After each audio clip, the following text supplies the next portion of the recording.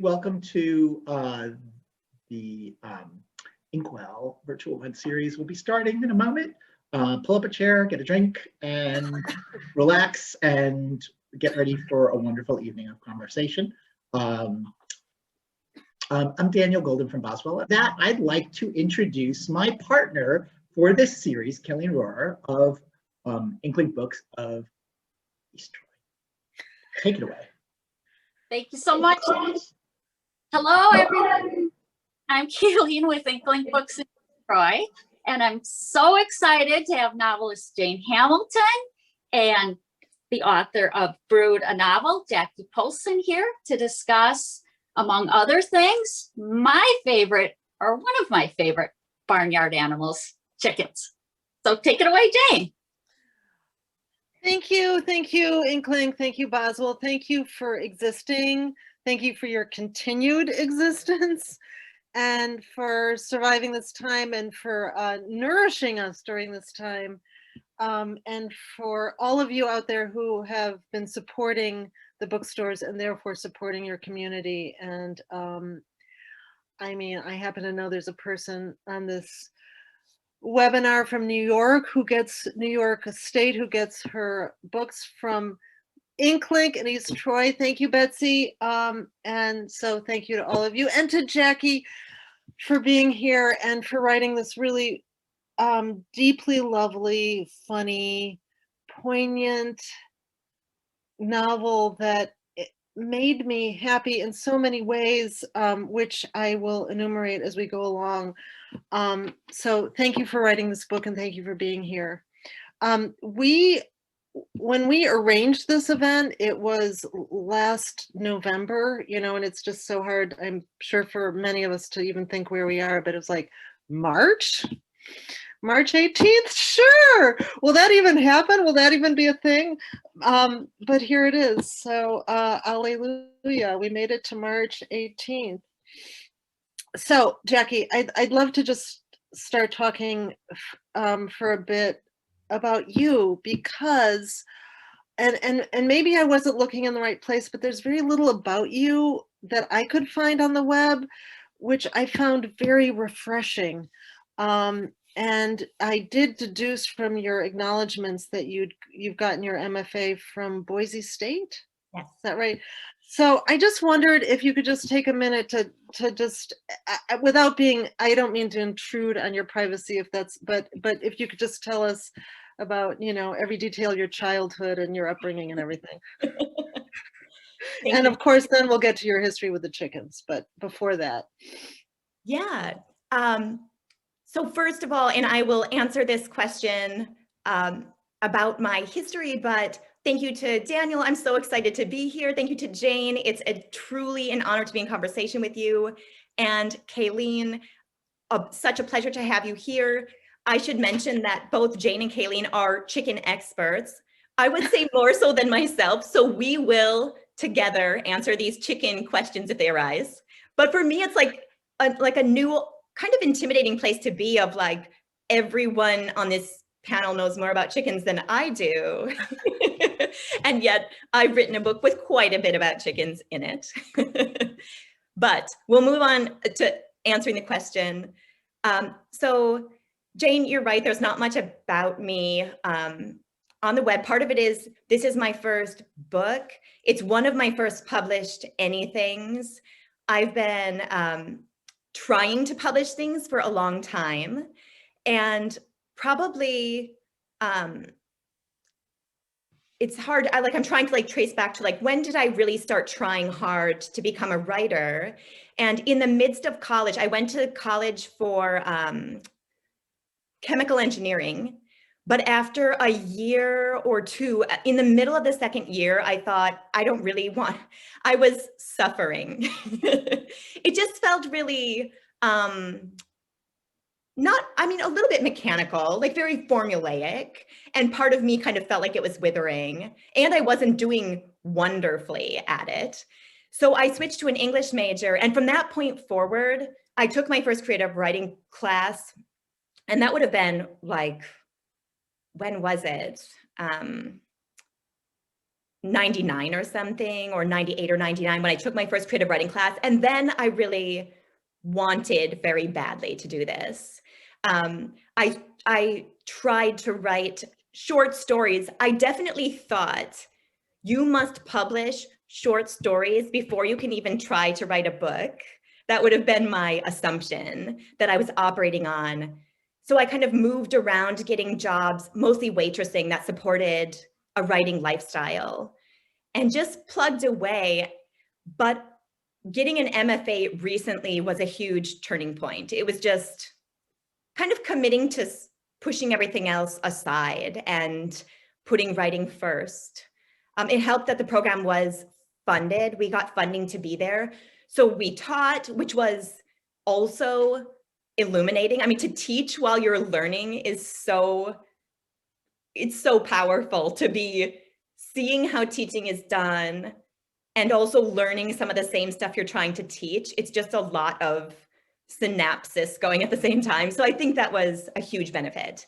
And then, yeah, just feeling like I was taken seriously there. And that felt like the turning point, if I could mark one, was going to grad school and being kind of welcomed into the writing community. Wow. Can you remember what it was in that college writing class that made you think this is the thing that I wanted to do? Or was it many things? Or was it reading a couple of stories, or just having your work, seeing how your work was filtering through your classmates' minds? Yeah, that was a big part of it, was just seeing how the maybe emotional impact it might have, or I loved the rigor of trying to shape a story, which is such a small but unwieldy thing. I mean, it didn't feel small to me. I'd never written anything that was, say, 13 pages up to that point. So it felt big to me. Now I kind of realize it's like the difficulty of making a lot of moves in that space, but it was the rigor, definitely the filtering of seeing how people think about what I had made in ways that is different than how I intended. And just the excitement. I mean, workshop is a kind of really invigorating environment. It can be, you have to sort of learn how to filter it. But at first I didn't feel that vulnerable because I didn't know it's what I really wanted to do yet. Then once you know you really want to be good at something, you make yourself much more vulnerable. Yes, so scary. Oh my goodness. And it was reading stories that were so wonderful that I had never read before. I hadn't really read short stories in a focused way very often prior to taking that class. And it was just kind of like, I guess it just changed my thinking about reading. It opened up this whole other world of reading. Well, I'm kind of getting ahead of myself here, but you're the voice of the narrator in this novel is, well, it's been called original, and it's so distinctive, and also the syntax is complex and musical, and reminds me of the syntax of some of the 19th century writers, and like, for example, there's this sentence: the chicken made no move to suggest she was keen on returning to the world beneath her. And that sentence made me so happy, and there were so many sentences that just made me stop and admire and take pleasure in. But I just wondered, and this is maybe something you can't answer because it's kind of like unmixing paint, but who are the voices that formed your lexicon, because it's so distinctive? That's a really, really great question. I love the unmixing paint. I love the unmixing paint metaphor. My sister's a painter, and that just feels like, oh yeah, that would be impossible to do. Well, certainly, I mean, some people I love to read. George Saunders, who has really a interesting and kind of, I mean, I want to say almost stilted voice, but it's so owned. You know, it's very much, I mean, I've seen George Saunders speak and felt not disappointed. Some part of that, just about the voice itself, some part of that voice is his voice. Not completely, but some part of it. And that was, for me, like, that's what I wanted. I wanted to hear a little bit of that in him. Let's see. I mean, a voice that is very distinctive, Miranda July, but I did not come across her writing early. But I think I do warm to somewhat skewed voices. But Ishiguro is a major, I love his work for how soft and almost plain spoken it is, which is not exactly what you're talking about, but I love that writing so much. So maybe these impulses kind of temper each other. Like if you get some people who you admire who have really strong, distinctive voices that you love, then the soft ones kind of, you know, it balances out in some way. Mhm. Yeah, so I don't know all of them because I suppose so many people would have influenced voice for me. And I read out loud a lot. So like when you were reading that sentence, I thought I could almost hear how it once was written versus how it ended up being written and how I might have made those, just moved a few words around in a way that's a little unconventional, but just sounds much more pleasing to my ear when I read it out loud. And that is part of what gives it that effect you're talking about, I think, is when it's written straightforward and you decide that's not how you like it. You wanted to have a texture and a musicality, and I think not every reader understands what labor goes into that. But since we're talking about your voice, would you read a bit? Yeah.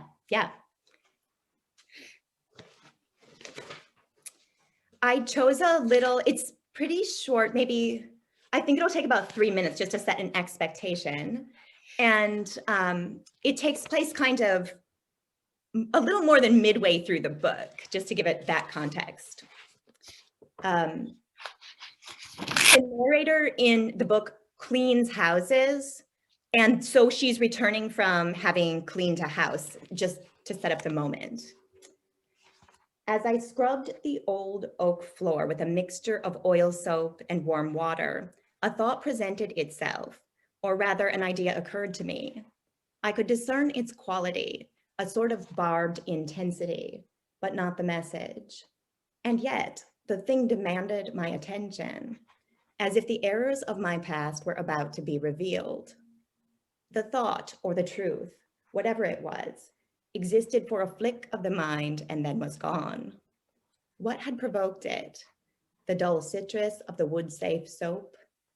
The circling of my arm over the weathered boards? The sponge itself, gasping air and water? My muscles coiled in readiness, but what exactly was I to do? There was simply not enough information. I returned to the patch of floor I had just cleaned, sponge dripping, hoping to catch the same feeling in the same place. I arrived home from cleaning to find a hawk, still as a gargoyle, perched on the railing of the back landing. The only advantage the railing holds over the many towering trees is a clear view of the chicken high door from where Gloria would emerge, if not for the hawk as sentinel. The hawk watched me, or rather watched the entire world with me in it. Beneath the hawk's ultraviolet stare, I was nothing more than a radiant pulse, pinned to the walk alongside my bucket of cleaners. The chicken was somehow wise to the hawk, had felt the same watched feeling I could not shake, or heard the faint nagging trill of the hawk's tongue. There has been no sign of a hawk before, but this hawk had an air of experience, watching the pophole with a willful patience, not like faith at all. The thought of the hawk's rigorous waiting spurred me to action. I swung my bucket of bottles and cloths in a wide arc at my side, and the hawk's response was both measured and instantaneous. unfurling great shafts of feather and bone. With two glorious pumps, each swift motion, the triumph of grace over effort, the hawk rose up and away, to a far elm from where she resumed her watch of the world. In the coop, Gloria occupied the far corner, striking the wall in one spot only and with diligence, as if each stroke brought her closer to the other side. She had no sense that freedom would be the end of her. What does it mean that a chicken's natural instincts are so counter to her well-being? I suppose only that what is natural is beside the point. Don't worry, I said. The hawk is gone. Thank you. I'm guessing that many other people have made this joke, but which came first, the chickens or the book? That's funny. No, not people don't really make that. I mean, you're the first, maybe, Jane. Let's see. So in my life, the chickens came first, and certainly at the point when I began writing the book, I was experiencing infertility, as is part of the kind of narrator's struggle in the book. And we had owned chickens for several years prior to trying to have a family. So I felt like I could just feel that it shifted the way I watched the chickens changed with that change in my life. And I think I found it fascinating, the kind of inroads to a conversation that chickens provided. I could kind of notice, maybe it started as a few small things. I mean, it started with a broody hen, where it was sort of like, oh, she's just sitting there expecting something to happen that's never going to happen. And that moment was sort of like, oh. And I remember thinking, like, she reminds me of myself. And that was like the germ of the book, was like, oh, I see how this is something I can explore, just to kind of like have a conversation about grief and about a kind of period, like an extended period of grief that infertility becomes, or.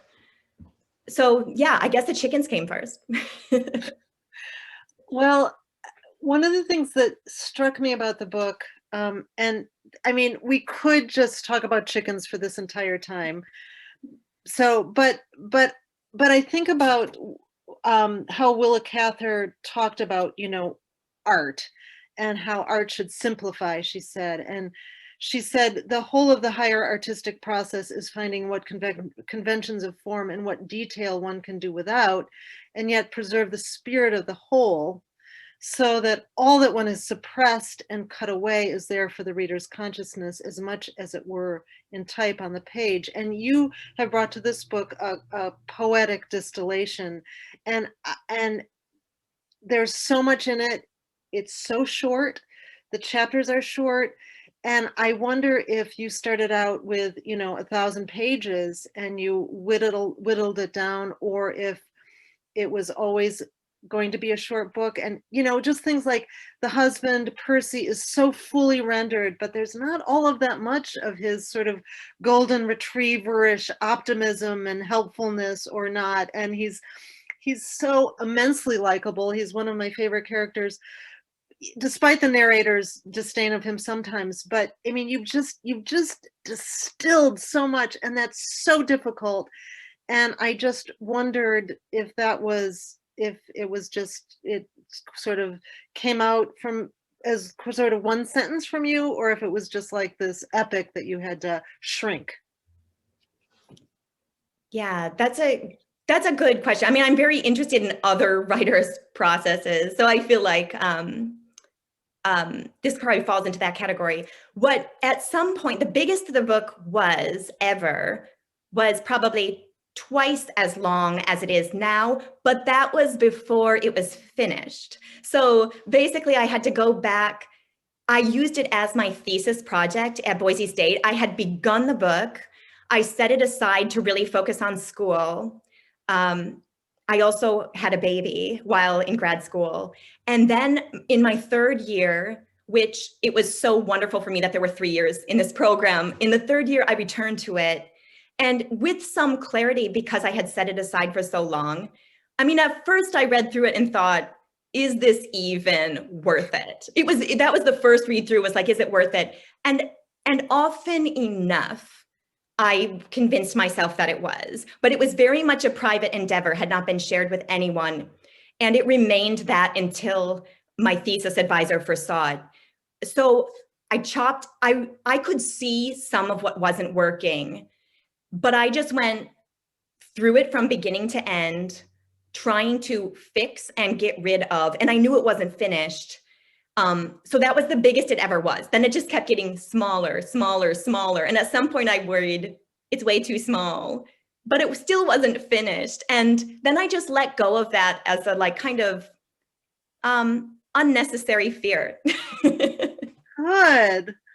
I mean, one of the things that, you know, I experienced reading this is just the wonder at how flexible the form of the novel is and how it contains multitudes. And Ian Forster said that what counts as a novel, any fictitious prose work over 50,000 words, that's it, which is open season. Yeah. But, you know, one of the reasons the book made me so happy is that and I don't mean to be speaking like an old person, which I am, but I mean, it just seems like right now there's the seeming hunger for things that are topical and contentious, and there's so many books that you know, then are topical, but then they invite offense. And I loved this book. I love the fact that this book was published in this time, and that it's created this excitement in the here and now, because I just rejoice in the small, you know, quiet novel being celebrated. And you did it, Jackie. I know. We both had our doubts, Jane, and yet here's this book. I know. I mean, it seems like a triumph to me that it happened. Yeah, it does. I mean, I think I had someone ask me like, ooh, was it really hard to sell, you know, was it really hard to sell this book because it's so counter to what is maybe popular or what seems crafted for the marketplace or something. At one point, Joy Williams sat on my thesis committee, and she was enthused, and she gave me a lot of support and said, when this is ready to be read again, send it to me. I'll read it again. Like, she actually, I mean, such a generous act. I'm still so in awe of that. And even after Joy read it the second time and basically she gave me a little bit of feedback and was very encouraging and was like, well done. I still felt like this is between me and Joy. Like, always, this will just be between me and Joy, this book. And that was would have been almost good enough. It was right? good enough. It was totally good enough. And I said that to my friend Mary, who is friends with both of us. And she understood too. Like, she got the challenge of this book, and that was good enough. That is beautiful. But the other thing that is distinctive to me about your female contemporaries, and I comparison is odious, so I'm not going to cast aspersion exactly, but there's many books by, you know, youngish women, and I understand that the world is terrible and everything, but I feel like they are sliming their depression down the soul of the reader. And your book is quiet and sad, and there are points where I felt so sort of stricken, but it's so funny, and it's not bitter, and it's also celebrating the tender beauty of the world. And I just appreciated you for being a young woman who wasn't sliming your depression down my soul. So anyway, it's so funny. And I just wondered if you would, I just found this bit when you describe, and I don't know if you want to read a little bit more, but when this baby comes and the narrator has to care for him, and his name is Johnson, and she's been told that the baby will just sleep, and she's going to have to do nothing with the baby. I don't know. Would you read that? Yeah, it's on page 32. Yes. When his cheeks flush from pink to red, and the mother says, "Well, I'll be back soon," and he'll be asleep, and he was asleep.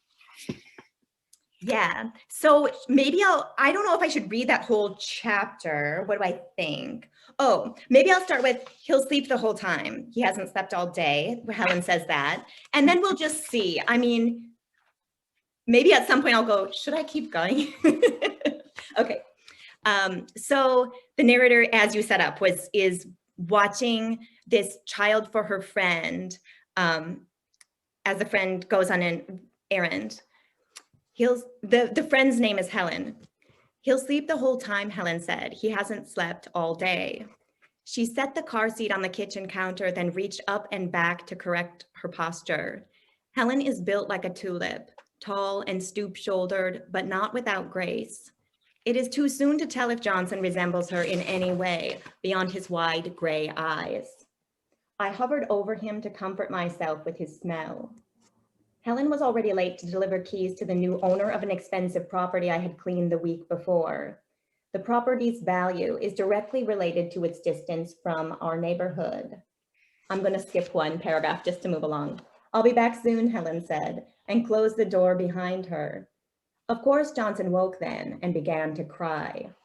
His cheeks flushed from pink to red. I stripped off his jacket, only to find another jacket, hooded and fastened with buttons, and beneath that a sleeper, also hooded and zipped from the leg up. Under all of this security, his rage had been stoked into great rashy blotches. The tepid bottle left by Helen made him want to throw something, and proved convenient. And the throwing required screaming, and in this way he arrived at a full-fledged tantrum.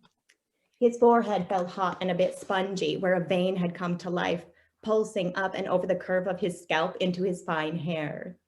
He kicked in my arms until I placed him on the rug, from where his screams took on a whole new dimension. I picked him right back up, and it did not seem fair that though setting him down had made things worse, picking him up did not make them better. Johnson's face was borderline purple. Percy was in the next room, but guessed correctly that he had exhausted his right to remain there. He stepped into the doorway with a wary smile. "Does he feel hot to you?" I asked. Percy placed his hand on Johnson's forehead, then on his own. "He feels hot. I know this much about children. Everything serious begins this way." Should I? That is so good. That just, as I said before, it just made me so happy. It's so funny and so vivid, and thank you. I love that. It reminds me, Jane, that a friend of mine said to me, "Oh, the narrator's so uncomfortable around children." like she's just, you can tell she's trying, but you know, and so this scene reminds me that, oh, but that's basically how I was before having children, more or less, you know, like there's so much you don't know, and only part of that you don't know. Mm-hmm. But I think this narrator is so isolated, and she's basically uncomfortable around pretty much everybody. And I love what you did in terms of her grief providing, or she taking a kind of solitude because she was in that period of grief, which afforded her, in a weird way, a kind of calm to observe the world and be her funny, observant self, even though that observant self kind of isolated her from everybody. I mean, there's nobody who can comfort her except really the chickens. Yeah, I think so. I do think so. I mean, I love that reading of it. I also love what you know about chickens. And as we said before, you know, we keep chickens. I mean, I don't feed them a whole lot of corn, but in this book, the narrator sort of accidentally gives the chickens too much corn, which she refers to as Twinkies, and that doesn't go well for them. And you understand like how their feathers work.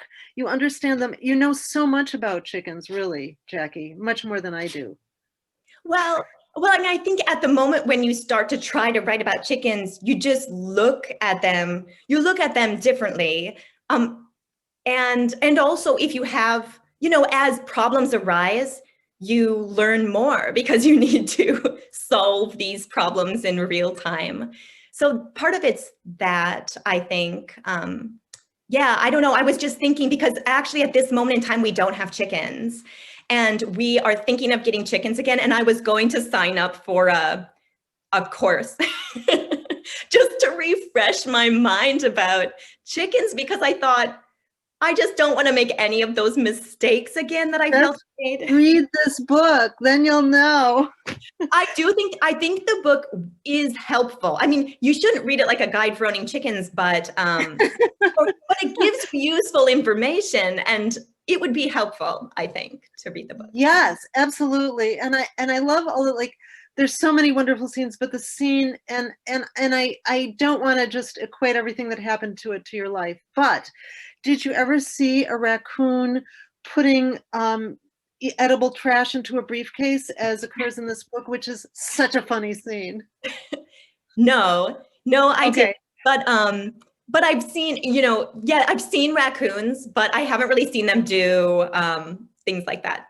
Okay. Well, but they could, and I believed it, and it was a wonderful scene. And there's another wonderful moment when there's a guy walking down the street, and he's wearing a pair of shorts, and his socks fall out. Well, one sock falls out from his short, and you know that it's sort of been glued there by the laundry process, and he's walking along and he has no idea. And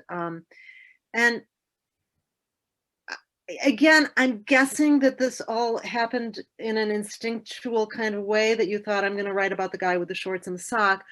But I mean, you could write a beautiful little dissertation about that 3 pages, because everything that goes along with the shorts and the sock and the man, and the way the sock falls, and then the little just rumination on cleaning and finding socks. And I mean, it's a poem.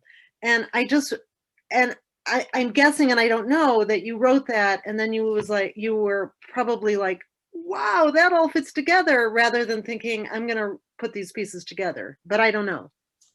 Well, in that instance, I'm trying to think, in that instance, I feel like I felt like much of it arrived as one piece, but then some of the rumination on cleaning that fit into it somewhat naturally, I felt, existed separate and elsewhere for a while, I remember. So I remember feeling like this feels natural here. And a lot, like there was a whole stage of the book that was, what are things where they belong? It's not that, and certainly it can't be totally dissembled in that way, but really trying to imagine are these pieces where they belong? Even if I wrote them as one piece, is that the best use of them or something?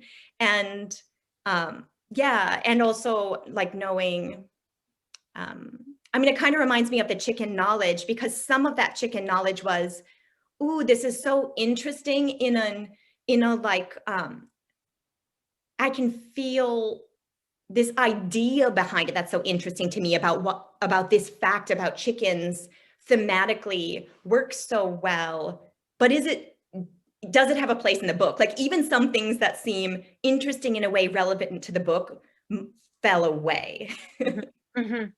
So I love the mother character too, and I just wondered if in your life, because we also have goats, and it would never occur to me to have a barrel of peppermint candies to feed them. And if you did have a barrel of peppermint candies for your goats, would you also have to arrange dental visits for the goats? So I just wondered about that very small detail in relation to real life, because it would be fun to give a goat a peppermint candy. Absolutely. Yes. So I think I can tell you the origin of the idea for peppermint candies is that my parents have horses, and at one point in time, they did have like some giant, those like kind of ball shaped peppermint candies, not the flat disc ones, but like the ones that look kind of like balls. And someone, I don't know if someone gave them to my parents to feed to the horses, like this will be a good treat for your horses.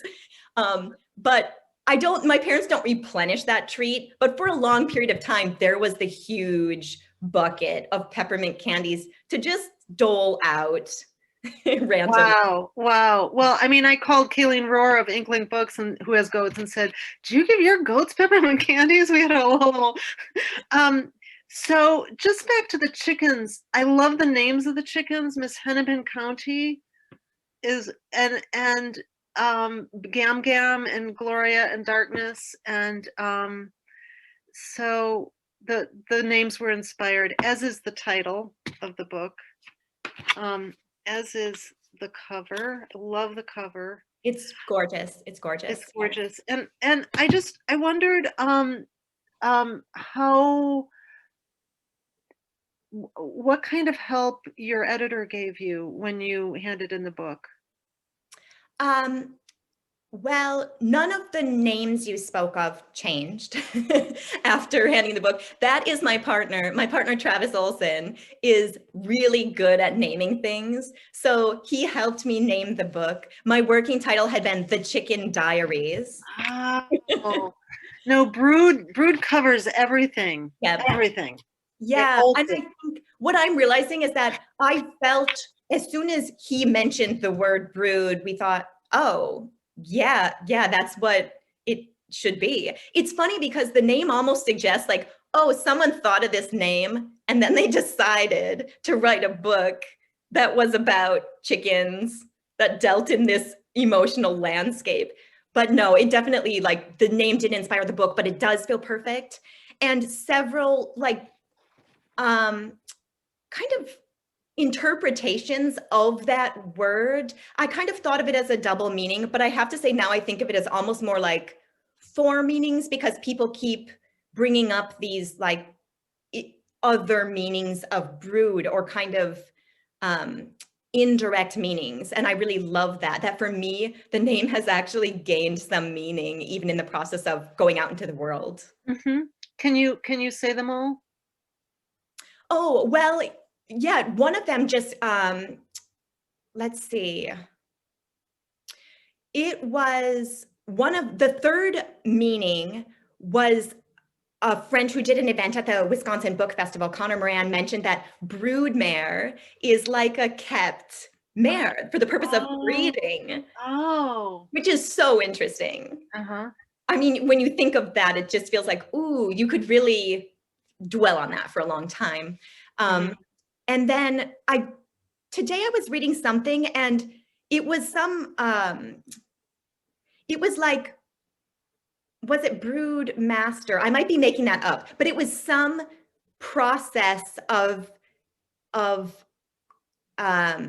correcting broodiness in hens. And it started off with brood. And I felt like, oh, but that's something I'd never heard of before. And it was very much about the separation that would be necessary to correct that instinct, which was also very interesting to me.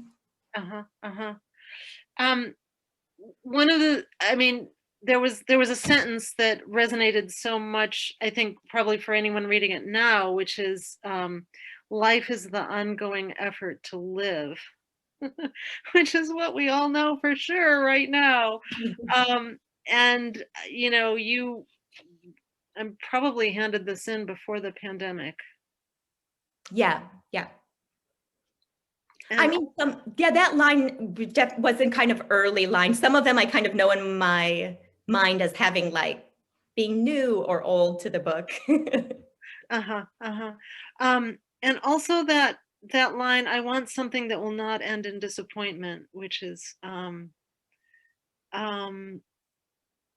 you know, it's, now I'm gonna be at a loss for words, because it's a wish that isn't very lofty in a certain way, and yet it's great expectations that you won't be disappointed. And I mean, there's just so much in that thought. Yeah, I mean, thinking of it as feeling both modest and impossible at the same time is part of what that wish is. Yes, exactly. And I think we all are guilty of that wish in a way, or like, and I don't want to say guilty, but like we've all wished to not be disappointed, and even had a dream come true and been disappointed. And I think, yeah, I mean, it is interesting to think of this idea of not being able to know what it is you want because it will always take some unexpected form, or some, that whole territory of dreams coming true in unexpected ways, or even just like a life you didn't imagine for yourself can be a good life. That feels very important to me, to believe in that. But then there's also kind of the loneliness of fulfillment, or the ambivalence of fulfillment. Yeah. So, all right, well, we're getting to the portion where I will stop hogging you, but one of the questions that came over earlier was, who are you reading now? Oh, I love this question, because when I listen to book readings, I take this advice and I just directly apply it to what I'm going to read next. This is like I have kind of like 4 top sources of what I'm going to read next, and what other writers recommend is one of them. But now it feels like a lot of pressure. I read, well, on my bedside table through the whole pandemic, from before the pandemic, was Ross Gay's Book of Delights, which is, he's a poet. He took on this, inspired by the election of 2016, he took on this project to find delight in the everyday. And it's just like very small essays. I think there's about 100 of them, of this daily like mining of his life for joy, even, you know, maybe despite the odds or whatever. So they're surprising, they're beautiful. It's very, I mean, you can read one and it's this full dose of inspiration and then set it aside, or you can read many. So it's still there. It's still on my bedside table. Diane Cook's The New Wilderness is kind of a dystopian, but like near future dystopian novel about this family that elects to live in the last remaining wilderness with a group of like 20 people, and all the trials of them, like essentially becoming nomadic people with no experience doing it. It's very cool. They could have used the mother of the narrator along with them. Yeah. Yeah, we could all use that. Oh, and let's see. So that was only 2 books, actually. Kevin Barry's short stories, which I've only read a couple of his newly released ones, but they're so good. I love his voice. It's just, I studied abroad in Ireland, and I love the Irish voice. I love its cadence. I love the R's. I love like the consonants and the way they come out in the language or something. Like, I just love the, what am I trying to say? The rhythm of it, but yeah, very musical. We have a question here from Anna, who says, how did Percy's character come about? How did you decide on his personality? The character was very much, I loved the model for Percy's thinking is this book, Small is Beautiful, by E.F. Schumacher. And I felt so personally moved by this idea of embracing smallness, which does lie a little bit at the heart of the book. And so this way to make him an economist was just a way to allow him to really embrace and pursue that philosophy, but he doesn't get much time. So it's not like you could read the book and be like, oh, well, if you pieced it together, you'd be like, oh yeah, that is basically what his philosophy is. He's kind of countercultural and trying to find his way in the world. But I don't know. I mean, so he's kind of an aspirational character to me in a way, because it allowed me to explore, I don't know, how can you continue to go through the world with that hope, you know, and I go through the world with that hope. So I don't know, that was the motive, that was the inspiration for it. There's a great sentence about Percy, which goes like this: like any of Percy's theoretic models, he cites my mother as proof of voluntary simplicity. It is a lovely, lofty idea that shatters completely upon contact with the real world. Yeah. But Percy is, I love his playfulness. Like, this doesn't actually happen, but she thinks that it's possible that he tied up silken undies and put them in the kitchen cupboard with the brownie boxes. And he would do that. He might do that. So Elizabeth Weinstein says, this may be an unfair question, but why will the narrator and Percy not try again? Why must this infertility experience necessarily, quote, end in disappointment, end quote? Does it have to?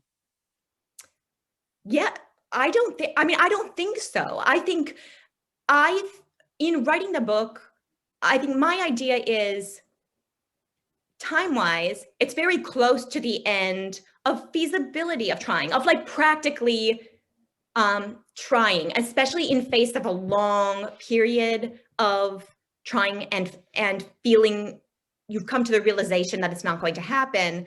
But I think my agent was to say like, well, her response to it, the ending was very much like, well, who knows? And most recently, a friend of my sister said, oh, I felt like the chickens were a curse. And when the last one died, she would get pregnant.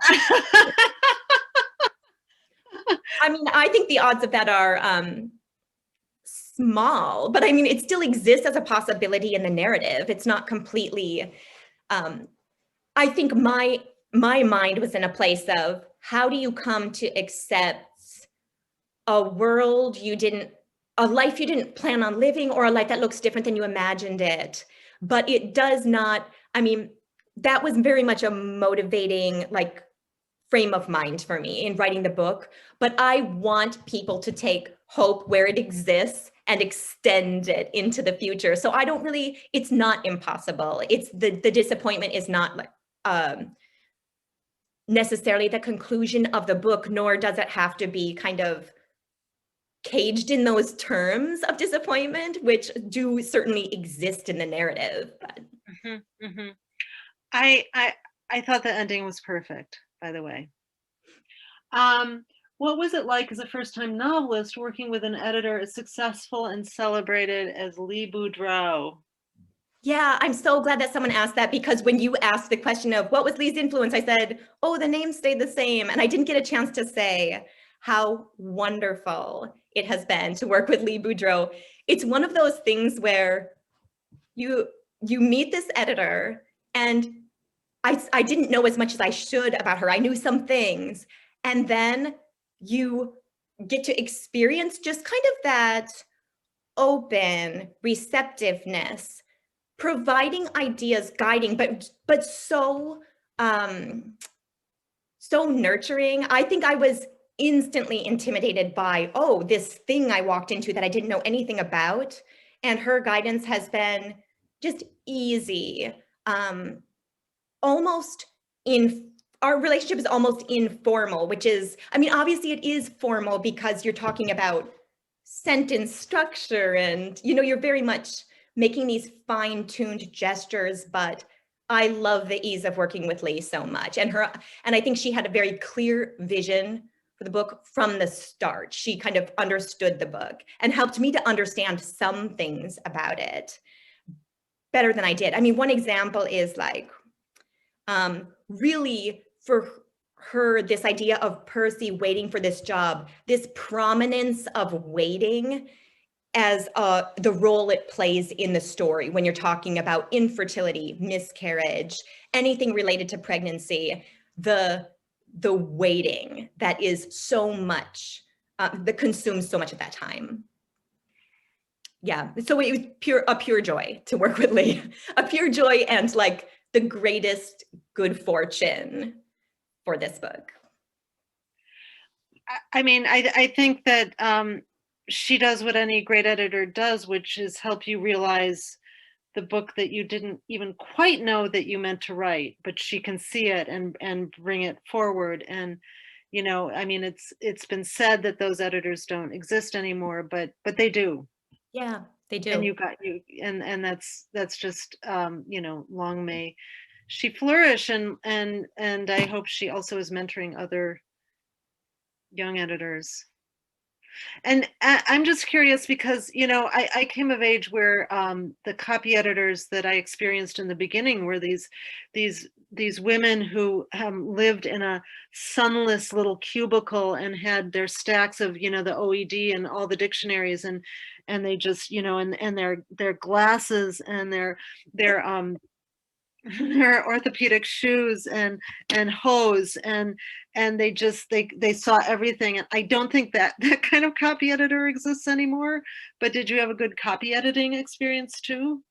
Yes, yes, absolutely. In fact, it is my like this ongoing regret of mine is that I didn't really learn their names. It was sort of impersonal, Yeah. and yet I feel deeply indebted to them. So when I'm feeling gratitude in my mind, it's like I don't even have the name to land on. But they were so exacting. They had so much knowledge that I consider arcane knowledge of just like, oh, in this instance, this is what it means, or this doesn't, you can't, or you ought not use a word this way or whatever. Like just knowing all this stuff about grammar and word usage that I love to learn it. I feel like, I mean, did it sink in? I hope so. I really hope all that stuff sunk in a little bit. I remember this at one point, there's the word below ground. There's something like a vessel moored below ground. And they came back with like, below ground is one word. And I felt like I was so, What? Really? I'm pretty sure now I feel like I should almost like check in Wow. my dictionary, but things like that, where you feel like, I love that it is one word and I love that someone out there knows it. Yeah, and so many examples of that where I just felt delighted by their knowledge. You used the word phonic, Yeah. which is concerning the underworld, which I had to look up. Speaking of below ground. Yeah, I typically don't even like to use words that are very like, totally off the beaten path, or like, I'm not, that probably has something to do with like Greek mythology or something, its origins. But for me, I learned of that word from reading the book, I think it's called A Book of Silence by Sarah Maitland. And she's European. I want to say she's British, but she actually might be Scottish or something. And she took this like vow of silence and went and lived in the woods. It's nonfiction. A friend recommended it to me about 5 years ago. It's a wonderful book by Sarah Maitland.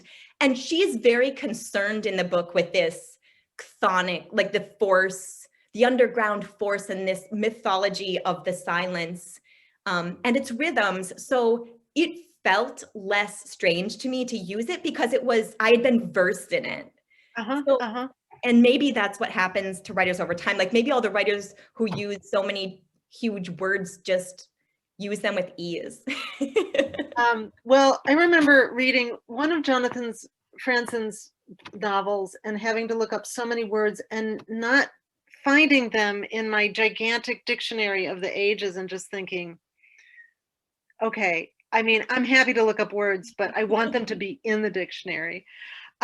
Just getting back to chickens, I live on a farm and we have chickens, and I just think about the magic that a chicken, it just must be magical in an urban setting to have chickens and to have farm animals, and how your narrator is just kind of in a state of perpetual wonder by them. But I hope that you get them again if you want to. But it also, I'm just wondering if the sort of chicken urban craze has sort of crested, because I know my friends in Madison are saying, oh, the chickens in the neighborhood, they smelled, they made so much noise now. No, it's kind of over, which just made me a little sad. And maybe that's only that particular neighborhood. But what's your feeling about the urban chicken craze?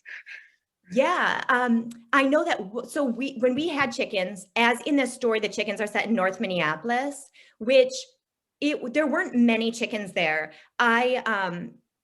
Within a square mile, there were many instances of chickens, but it wasn't overrun with chickens or anything. So what do I think? Here in West St. Paul, they just passed this summer a major change to the chicken ordinance. And it used to be that if you could not have your chicken coop within 100 feet of anyone else's residence, any other building where other people were living other than yourself. So if it doesn't sound like, it sounds like, oh, whatever, but when you really start doing the math and you look at your lot, there's the neighbors living there, there's the neighbors living there, and it's very difficult to get that 100 feet in every direction from another neighbor. So they changed it. So, and they also, I think, opened up for a few more, like they increased the number of hens you could have. So we couldn't have chickens on our lot, or couldn't conceive of where to put them until this summer. And then we do plan to get them. So, and on the day of publication for the book, we walked around with books and put them in some little free libraries around the neighborhood, and noticed 2 different households with chickens in very close to us in our neighborhood, which we hadn't been aware of. I mean, they're just out of sound. They're just out of the sound radius. We hadn't known they were there. Well, I think that's very exciting, and maybe there will be some chickens in your next novel, which I hope is in progress, and I'll look forward to hearing the names of them. I don't know if you can beat Miss Hennepin County, although in Wisconsin there's Beaver Dam, so there must be a Miss Beaver Dam. Yeah, right? yeah, there must be.